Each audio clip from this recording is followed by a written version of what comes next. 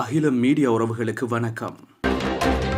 Ukraine Russia போரை Trump உறுதியளித்தபடி துரிதமாக நிறுத்த முடியாதது ஏன்? 5 காரணங்கள். வாங்க இந்த வீடியோவில் பார்க்கலாம்.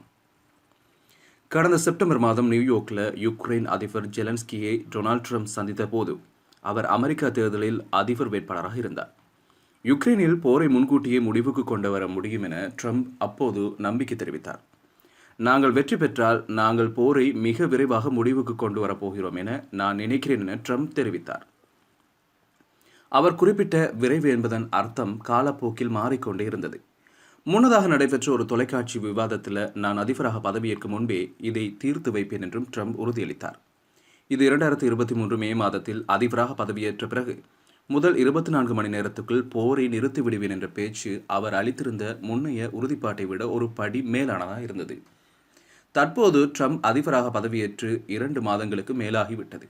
வெள்ளை மாளிகையில் இந்த அளவுக்கு கடுமையான மற்றும் சிக்கலான மோதலை முடிவுக்கு கொண்டு வர முயற்சிப்பதற்கு எவ்வளவு காலம் எடுக்கும் என்பதை ட்ரம்ப் தற்போது உணர தொடங்கியிருக்கலாம். ஒரு நாளில் யுத்தத்தை முடிவுக்கு கொண்டு வந்து விடலாம் என சொன்னது சற்று கிண்டலாகவே இருந்தது என கடந்த வார இறுதியில் அமெரிக்க அதிபர் ஒரு நேர்காணலில் ஏற்றுக்கொண்டார். ட்ரம்பின் குழுவினர் எதிர்பார்த்த வேகத்தில் முன்னேற்றம் ஏற்படாததற்கு 5 முக்கிய காரணங்கள் உள்ளன. முதலாவது காரணம் ட்ரம்பின் அதீத நம்பிக்கை. முதலில் ட்ரம்ப் தனது தனிப்பட்ட சந்திப்புகள் மற்றும் ராஜதந்திரங்கள் மீது வைத்திருந்த நம்பிக்கை தவறானதாக இருக்கக்கூடும். மற்றொரு நாட்டின் தலைவருடன் அமர்ந்து நேரில் பேசி ஒப்பந்தத்துக்கு வருவதன் மூலம் எந்த சர்வதேச பிரச்சனையும் தீர்க்க முடியும் என்பதே அவரது நீண்ட நாள் நம்பிக்கையாக இருந்து வந்தது. ட்ரம்ப் பிப்ரவரி 12ஆம் தேதி ரஷ்ய அதிபர் விளாடிமிர் புட்டினுடன் முதலில் பேசினார். 1.5 மணி நேரம் நீடித்த அந்த உரையாடலை அவர் மிகவும் பயனுள்ளதாக இருந்தது என்றும் தெரிவித்தார். பிறகு மார்ச் 18ஆம் தேதி மீண்டும் இருவரும் பேசினர். ஆனால் ட்ரம்ப் விரும்பிய 30 நாட்கள் இடைக்கால போர் நிறுத்தம் இந்த தொலைபேசி உரையாடல்களில் உறுதி செய்யப்படவில்லை என்பது தற்போது தெளிவாகிறது. புட்டினிடமிருந்து அவர் பெற்ற ஒரே முக்கிய ஒப்பந்தம் என்னவென்றால் யுக்ரைனிய மின்சக்தி நிலையங்கள் மீது ரஷ்யா மேற்கொள்ளும் தாக்குதல்களை நிறுத்துவதாக கூறிய வாக்குறுதிதான். ஆனால் அந்த உரையாடல் முடிந்த சில மணி நேரங்களுக்குள் ரஷ்யா அந்த வாக்குறுதியை மீறியது என்று யுக்ரைன் குற்றம் சாட்டுகிறது. இரண்டாவதாக, ரஷ்ய அதிபர் அவசரப்பட விரும்பவில்லை என்று தெளிவாக கூறியுள்ளார். ட்ரம்ப் அவருடன் தொலைபேசியில் பேசியதற்கு 1 மாதம் கழித்து மட்டுமே கடந்த வாரம் நடந்த செய்தியாளர் கூட்டத்தில் போர் நிறுத்த பேச்சுவார்த்தைகள் குறித்து முதன்முறையாக அவர் கருத்து தெரிவித்தார். நீண்டகால தீர்வை பற்றி பேசுவதற்கு முன்பு இடைக்கால போர் நிறுத்தத்தை கோரும் அமெரிக்காவின் 2 கட்ட திட்டத்தை தான் உறுதியாக எதிர்ப்பதாக புதின் வெளிப்படுத்தினார். மாறாக எந்த ஒரு பேச்சுவார்த்தையும் போரின் மூல காரணங்கள் என்று அவர் கருதும் விஷயங்களை முதலில் தீர்க்க வேண்டும் என்பதில் புதின் உறுதியாக உள்ளார். நேட்டோ விரிவாக்கம் மற்றும் யுக்ரைன் ஒரு இறையாண்மை கொண்ட நாடாக இருப்பது ஆகியவை ஏதாவது ஒரு வகையில் ரஷ்யாவின் பாதுகாப்புக்கு ஆபத்து ஏற்படுவதாக அவர் தெரிவித்தார். எந்த ஒரு உடன்பாடும் ஒப்புக்கொள்ளப்படுவதற்கு முன்பு ரஷ்யா முன்வைக்கும் முக்கியமான கேள்விகளுக்கும் நிபந்தனைகளுக்கும் பதிலளிக்க வேண்டும் என்றும் புதின் வலியுறுத்துகிறார். மூன்றாவது, ஆரம்பத்தில் யுக்ரைன் மீது கவனம் செலுத்த வேண்டும் எனும் அமெரிக்காவின் திட்டம் தவறானதாக இருக்கலாம். ஏனென்றால் அமைதி ஒப்பந்தம் ஏற்படுவதற்கு தடையாக இருப்பது அதிபர் ஜெலன்ஸ்கி தான் என வெள்ளை மாளிகை நம்பியது. ஆனால் ட்ரம்பின் ஆட்சி தொடங்கிய பிறகு உலகின் அரசியல் சூழல் எவ்வளவு மாற்றமடைந்துள்ளது என்பதை யுக்ரைன் அரசு புரிந்து கொள்ள தாமதித்து விட்டது என்று மேற்கத்திய ராஜதந்திரிகள் கூறுகின்றனர். யுக்ரைன் மீதான அமெரிக்காவின் அழுத்தம் அதிபர் அலுவலகத்தில் நடந்த கடுமையான உரையாடலுக்கு வழிவகுத்தது. இதனால் அதிக நேரமும் முயற்சியும் அரசியல் மூலதனமும் வீணாகியது.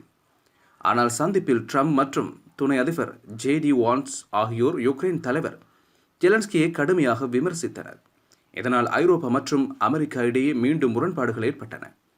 அட்லாண்டிக் கடலுக்கு இருபுறமும் உள்ள நாடுகள் ஒன்றுக்கொன்று எதிராக மாறின. இதுவும் ஒரு முக்கிய ராஜ்ய சிக்கலாகி அதை சரி செய்ய நேரம் எடுத்தது. அந்த நேரத்தில் விளாடிமிர் புதின் அமைதியாக இருந்து எல்லாவற்றையும் பார்த்து ரசித்து தன்னுடைய தருணத்துக்காக காத்திருந்தார். நான்காவதாக, இந்த போரின் மிகுந்த சிக்கலான தன்மை எந்தவொரு தீர்வையும் எளிதாக்கவில்லை.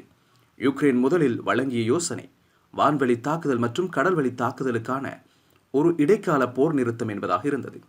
இது கண்காணிக்க எளிதாக இருக்கும் என்பதே அவர்களின் எண்ணமாக இருந்தது. ஆனால் கடந்த வாரம் ஜெட்டாவில் நடந்த பேச்சுவார்த்தையில் கிழக்கு பகுதியில் உள்ள 1200 கிலோமீட்டருக்கும் அதிகமான முன்னணி போர் பகுதியை உட்படுத்தி உடனடி போர் நிறுத்தம் அமலாக்கப்பட வேண்டும் என்று அமெரிக்கா வலியுறுத்தியது.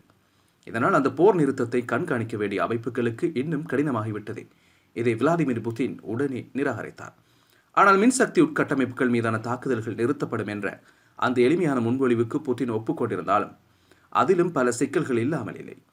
இந்த முன்மொழிவின் செயல்பாடுகள் பற்றிய விவாதங்களை சவுதி அரேபியாவில் இன்று திங்கட்கிழமை நடைபெறவுள்ள தொழில்நுட்ப விவாதங்களில் முக்கிய இடம் பிடிக்கும் என்று எதிர்பார்க்கப்படுகிறது. இராணுவ மற்றும் ஆற்றல் துறையின் நிபுணர்கள் அணுசக்தி உற்பத்தி நிலையங்கள் உட்பட பாதுகாப்பு வழங்க வேண்டிய மின் நிலையங்களின் விரிவான பட்டியலை தயாரிக்க உள்ளனர். அவர்கள் எந்த ஆயுதங்களையும் பயன்படுத்தக்கூடாது என்பதற்கும் ஒருமித்த முடிவுக்கு வர முயற்சி செய்கிறார்கள். ஆனால் ஆற்றல் உள்கட்டமைப்புக்கும் பிற பொதுமக்கள் வசதிகளுக்கும் இடையிலான எல்லையை வரையறுப்பது சுலபமல்ல. அதனால் அந்த விவாதம் கூட சிறிது நேரம் எடுக்கும். முக்கியமாக யுக்ரைன் மற்றும் ரஷ்யா நேரடியாக பேசுவதில்லை. இருவரும் தனித்தனியாக அமெரிக்காவுடன் மட்டுமே பேச்சுவார்த்தை நடத்தி வருகின்றனர். அமெரிக்கா இருதரப்புக்கும் இடையில் பாலமாக செயல்படுகிறது. இதுவும் காலதாமதத்திற்கு காரணமாகிறது. 5வது போர் நிறுத்தத்தின் மூலம் கிடைக்கும் பொருளாதார நன்மைகளில் அமெரிக்கா அதிகமாக கவனம் செலுத்துவதாகும். ட்ரம்ப் அமெரிக்க நிறுவனங்களுக்கு யுக்ரைனின் முக்கியமான கனிம வளங்களை பெற வாய்ப்பு அளிக்கும் ஒரு ஒப்பந்தத்தை உருவாக்க முயற்சித்தார். யுக்ரைனின் எதிர்காலத்தில் அமெரிக்கா முதலீடு செய்வதாக சிலர் இதை பார்த்தனர். ஆனால் மற்றவர்கள் இதை நாட்டின் இயற்கை வளங்களை மிரட்டி லாபம் பெறுவது போல இந்த அணுகுமுறையை கருதினர். ஆரம்பத்தில் எதிர்காலத்தில் ரஷ்யா மீண்டும் ஆக்கிரமிப்பை தடுக்கும் வகையில் யுக்ரைனுக்கு பாதுகாப்பு உத்தரவாதம் வழங்கினால்தான் ஒப்பந்தத்தை ஏற்றுக்கொள்வேன் என்றும் அதிபர் ஜெலன்ஸ்கி தெரிவித்தார். ஆனால் வெள்ளை மாளிகை அதனை நிராகரித்தது. அமெரிக்கா சுரங்க நிறுவனங்கள் மற்றும் தொழிலாளர்கள் யுக்ரைனில் இருப்பதை பாதுகாப்பை உறுதிப்படுத்துவதற்காக இருக்கும் என தெரிவித்தது. இறுதியில் ஜெலன்ஸ்கி தனது நிலைப்பாட்டை மாற்றி பாதுகாப்பு உத்தரவாதம் இல்லாமலே கனிம ஒப்பந்தத்துக்கு ஒப்புதல் அளிக்க தயாராகிவிட்டார். ஆனாலும் அமெரிக்கா இன்னும் அந்த ஒப்பந்தத்தில் கையெழுத்திடவில்லை. யுக்ரைனிய அணுமின் நிலையங்களுக்கான அணுகல் அல்லது உரிமை பெறுவதற்கான வாய்ப்பையும் சேர்த்து மீண்டும் விதிமுறைகளை மேம்படுத்தலாம் என்றும் அமெரிக்கா நம்புகிறது. போர்களை முடிவுக்கு கொண்டு வருவது கடுமையானதும் அதிக நேரம் எடுப்பதும் செயல்முறையாகவும் இருக்கும். ட்ரம்பின் அழுத்தம் இல்லாமல் போர் நிறுத்த விஷயத்தில் இந்த நிலையை அடைந்திருக்க முடியாது. ஆனால் அவர் நினைத்தது போல் முன்னேற்றம் வேகமாகவோ எளிதானதாக இல்லை. 2018 டிசம்பரில் அதிபர் பதவிக்கு பரப்புரை செய்து கொண்டிருந்த போது விளாடிமிர் புட்டினும் நடக்கும் பேச்சுவார்த்தை எளிதாக இருக்கும் என ஜெலன்ஸ்கி தெரிவித்தார். மிகவும் எளிமையான முறையில் பேச வேண்டும் என்று அவர் யுக்ரைனிய பத்திரிகையாளர் டிமிட்ரோ கார்லடிடம் தெரிவித்தார். உங்களுக்கு என்ன வேண்டும், உங்கள் நிபந்தனைகள் என்ன எனும் கேள்விக்கு இதுதான் எங்களுடைய நிலைப்பாடு என்று நான் பதிலளிப்பேன். பிறகு இருவருக்கும் பொதுவான ஒரு ஒப்பந்தத்துக்கு வரலாம் என்றார். ஆனால் கடந்த 2 மாதங்களில் நடந்த நிகழ்வுகளை பார்த்தால் அது ஜெலன்ஸ்கி நினைத்ததை விட மேலும் கடினமாக இருக்கும் என நம்பப்படுகிறது. தொடர்ச்சியாக உலக முக்கிய செய்திகளை அறிந்து கொள்ள அகில மீடியாவுடன் இணைந்திருங்கள்.